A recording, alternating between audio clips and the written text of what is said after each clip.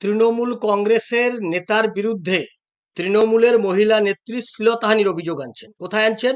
সিউড়ি ২ নম্বর পঞ্চায়েত সমিতির সভাপতি রূপা সাহাকে শ্লীলতাহানির অভিযোগ কাদের বিরুদ্ধে? অনুব্রত অনুগামীদের বিরুদ্ধে, অনুব্রত মণ্ডলের অনুগামীদের বিরুদ্ধে।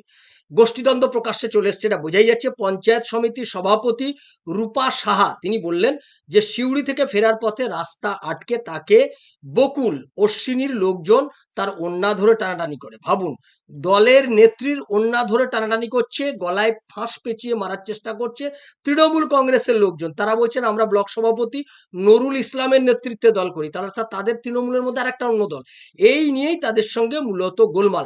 কি হলো আমরা শুনে নিই।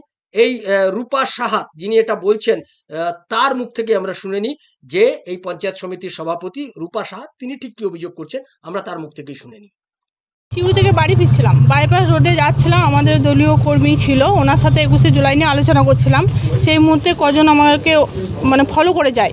সেই মুহূর্তে যে ওরা আমাকে অ্যাটাক করে যাচ্ছে তাই ভাবে নোংরা গালাগালি, এমনকি ধরে মারধর, জুতো করে পেটানো, লাঠি, তারপর কুড়াল এসব নিয়ে আঘাত করেছে, আমাকে লাথি মেরে ফেলে দেয়, তারপর গলাতে ফাঁস দিয়ে মারার চেষ্টা করে যাচ্ছে। তাই ওরা আমাকে একবার হুমকি দিয়েছিল, হ্যাঁ, কারণ ওরা বলেছিল আমাদের সাথে রাজনীতিভাবে চলতে হবে, রাজনীতি করতে হবে। তাই আমার বাড়িতে একবার ওরা নানা রকমভাবে টাকা পয়সা নিয়ে হুমকি, তারপর ওই আমাদের দলে থাকতে হবে নাহলে বোম মারবো, তোমাকে মারধর করব। ওরা অসীমলা বকুলের নেতৃত্বে দল করে।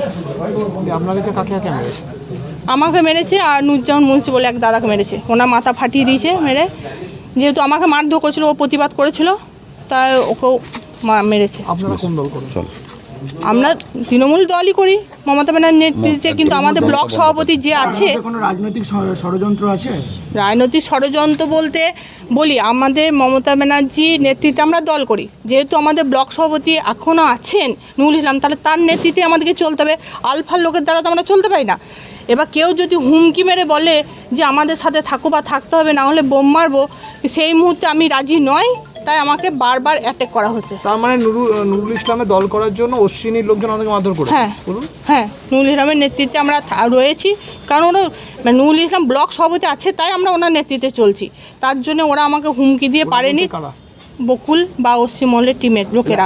বকুলের অ্যাকচুয়াল আমি সিউড়ি থেকে বাইপাস রোডে যাচ্ছিলাম, যে ওখানে আমি দাদার সাথে কথা বলছিলাম। সেই মুহূর্তে ওরা আমাকে ধরে নানা রকম নোংরাভাবে গালাগালি মারধর করে, আমাকে তুলে নেওয়ার চেষ্টা করে, এবং গলাতে ওড়না ধরে টানা, আমাকে জুতোতে করে বেরিয়েছে, লাথি মেরেছে, আমাকে ফেলেও দিয়েছে। আমার শারীরিকভাবে গায়ে হাতে ব্যথাও হয়েছে প্রচণ্ড জোর।